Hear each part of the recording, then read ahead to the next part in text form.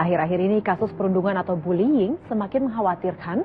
Parents about cyberbullying, and it comes from the Marshall County District Attorney's Office. Sosial media tanpa sadar mungkin kita juga banyak melihat ada kasus cyberbullying. The issue of cyberbullying comes into play with Media sosial yang paling sering digunakan untuk melakukan perundungan atau bullying secara online. Coba sesuatu yang baru.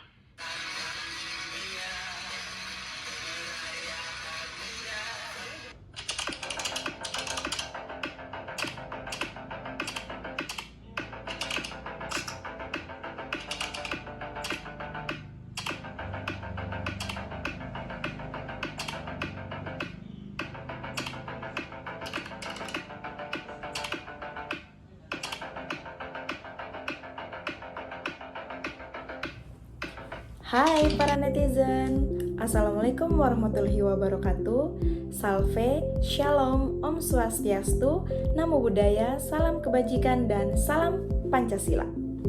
Saya Francisca Novrilia Cutari TE dengan NIM 24010070032 merupakan mahasiswa aktif dari Program Studi Pendidikan Pancasila dan Kewarganegaraan Fakultas Keguruan dan Ilmu Pendidikan Universitas Nusa Cendana. Jadi, di sini saya akan memberikan konten edukatif tentang cyberbullying. Jadi, mari kita saksikan bersama. Pernah mikir nggak kalau kuota internet itu mencerminkan moral kita? Di dunia digital yang tanpa batas, Pancasila bukan cuma materi hafalan di kelas, tapi juga panduan kota biar jempol kita nggak jadi senjata pembunuh karakter orang lain.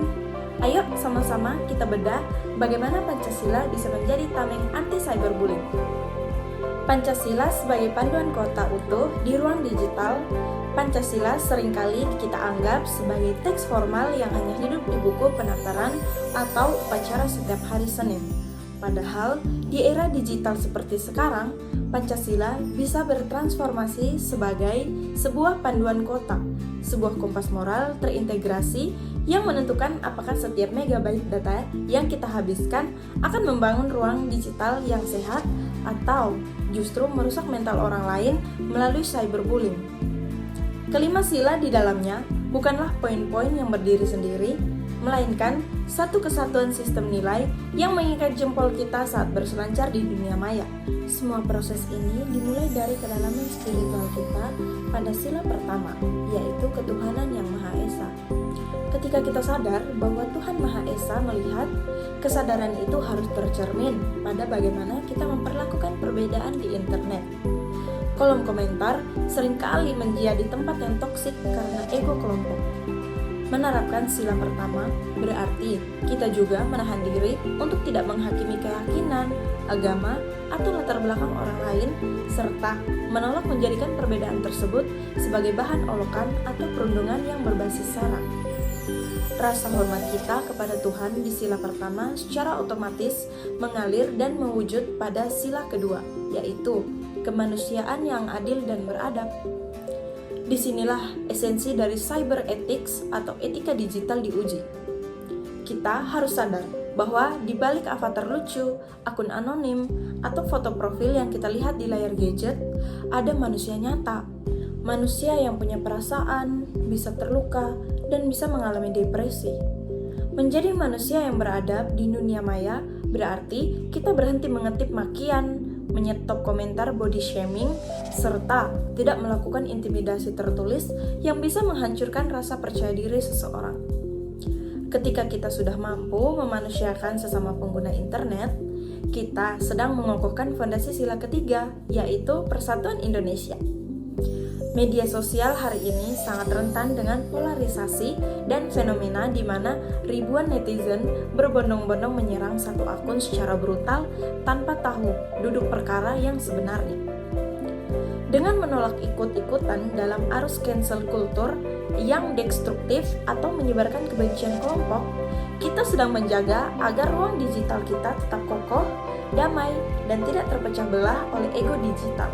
Namun, internet tidak jarang mempertemukan kita dengan konflik dan perbedaan argumen.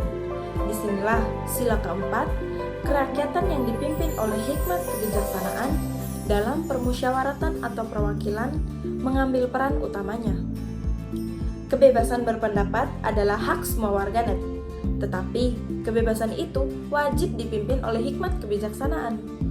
Jika ada konten yang tidak kita setujui atau opini yang berbeda, sila keempat mendidik kita untuk meresponnya dengan diskusi yang sehat dan kepala dingin.